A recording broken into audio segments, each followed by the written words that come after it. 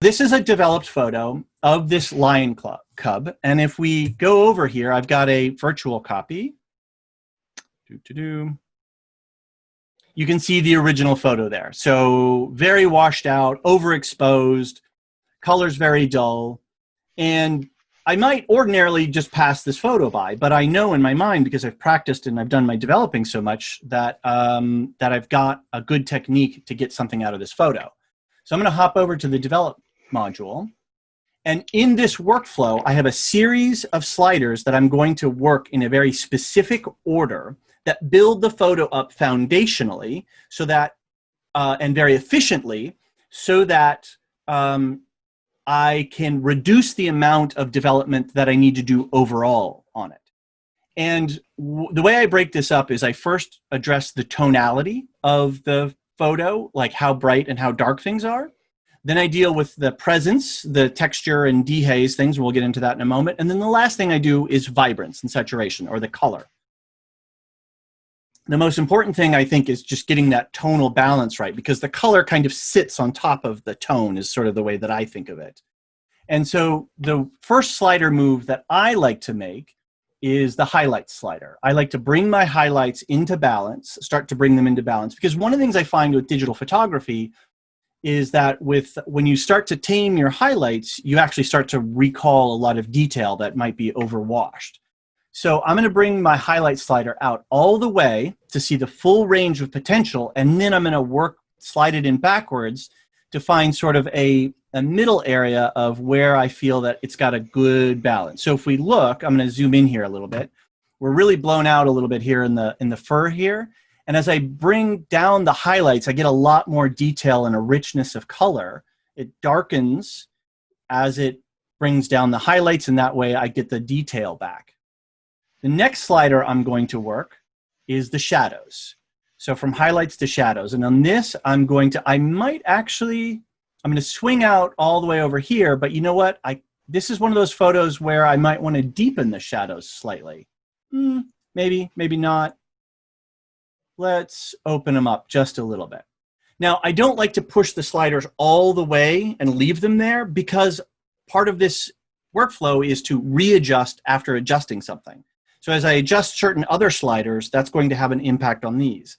So if I've got no room left to go, then I sort of dead-ended myself. So I like to keep things sort of in a narrow range and then make sure that I'm not making an over-processed looking photo. The next two sliders I work with are the whites and the blacks. This is everybody's got a take on how to set white points and black points, and this goes deep into color theory. There's two ways that you can adjust whites and blacks. I'm going to show you the second way, and that involves working with Lightroom's automatic features. It's built-in machine learning. It's artificial intelligence that built in. I know there's another way where you can hold down the Option key and you can visually set it. But the whites and the blacks are connected to the auto button. So if I were to hit the auto button, it would set a whole bunch of these sliders automatically. But I don't want to have all of them go. I want to be in control of them. But in this case, if I hold the Shift key down and double click on the word whites, Lightroom will engage its automatic algorithms to pick a white point for me. It won't be the same as visually setting the white point, but I find that it still works, and I don't find that it's inherently conflicting with going the other way. So again, this is just a second option for you to set a white point. So I'm going to do that with the blacks as well. I'm going to hold down Shift, double click the word blacks, and it's going to give me a black point. So great. So far, I've moved 4 sliders just a little bit, and I'm going to use the before and after key. It's like cooking, right? You're always tasting your food as you're cooking. And look where we've come. We've gotten a lot more color back on the lion's body. We've gotten more color and detail on the termite mound that it's on. We've got some richer tones in the background of the acacia tree that's back there, and a little bit nicer blue in the sky. And that's just in quick 4 sliders. The next sliders that I do are the exposure and the contrast. I do these after because highlights and shadows and blacks and whites are on the extreme of the histogram, like where a photo is, how a photo is laid out, they're on the far ends of things. And if I move the exposure slider first, I shift the whole photo forward or back, and then I can blow out the highlights even before I get to the highlights slider, or I can wash out the shadows even before I get to the shadows. And in this case, I don't have to do much. In fact, I don't want to do much at all with the exposure slider, because I've already done the balancing with the highlights and the shadows and the whites and the blacks. So I've created a more efficient edit, and I've saved myself from creating an over-processed looking photo.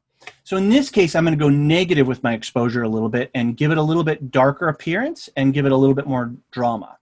Now, contrast is a slider that I don't recommend we use very often.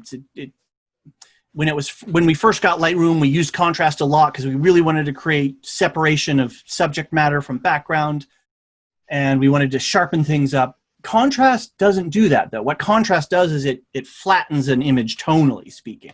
And so it can really do a lot of damage to photos. So oftentimes I don't use contrast in my color photography.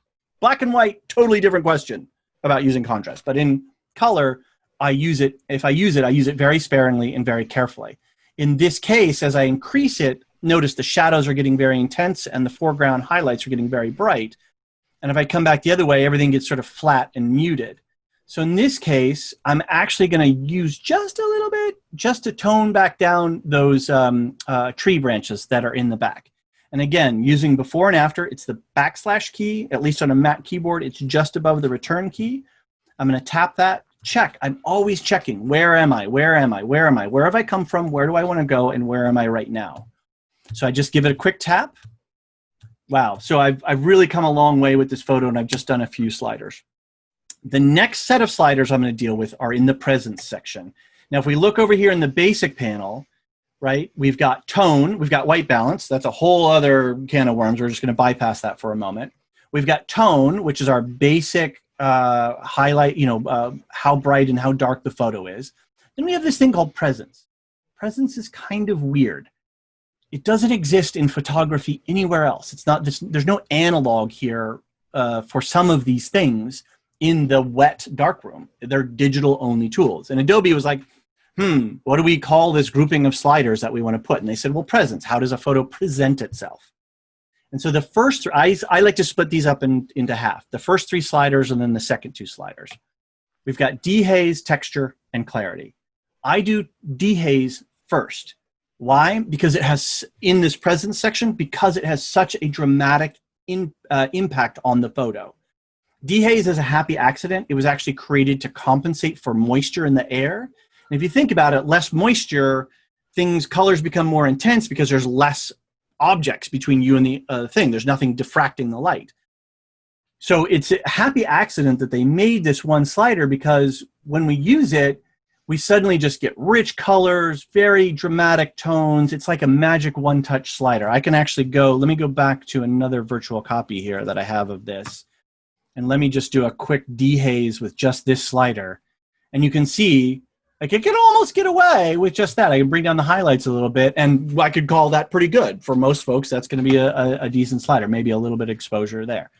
And that's like, dehaze is so impactful. So I like to use it before I do the rest of my presence, because it has such an impact. And as I open this up a little bit and I start to get this nice drama, I can see that my shadows are starting to get a little bit dark. So it's a dance. I'm going to just bounce back a little bit and jump back over here. I'm going to open up my shadows a little bit more to recompensate for that dehaze move.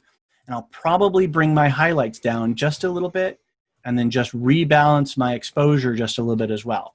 So it's totally valid in this workflow. It's even in our little flowchart that we have, which we could probably send out to folks, is coming back around. I've made a move over here. I've got to move this over here a little bit. It's a little bit of a dance. So once I've done my dehaze, I now am going to use my texture. But to talk about texture, I'm just going to quickly talk about clarity. Texture is a derivative of clarity, and clarity is a derivative of contrast. What they wanted to give us with these sliders is a way to accentuate detail in a photo without getting into the sharpening mechanics. And if you were an old Photoshop user, you know that sharpening is a big deal, right? You just had to sharpen photos because things look very soft. So the programmers at Adobe have been working on this for years successively. So contrast didn't do what we wanted, so then they gave us clarity. And if we look at clarity, it gets really weird and sort of like I'm smearing Vaseline on the screen, or it's getting really crunchy when I go to the right and hard, and it doesn't quite work. So they gave us texture. Texture is a brilliant slider in managing what they call medium-sized detail. And it works really good if you go to the right for skin tones and if you go to the left for landscape objects. That's just sort of a rule of thumb. And we have a blog post on it, I think, actually. I don't know if DA might be able to post the URL to that blog. But watch, I'm going to zoom into the lion's fur here and watch what happens when I bring texture over to the left. I get really nice detail without compromising the look of the fur. If I use clarity, look how that shadow, there's something weird going on there. It doesn't work really well. So I find that texture does what I need to do 9 times out of 10 in terms of giving me that sharpness and object separation in a scene that I really want.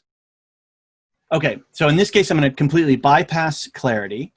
And now I'm going to go to vibrance and saturation, my last steps.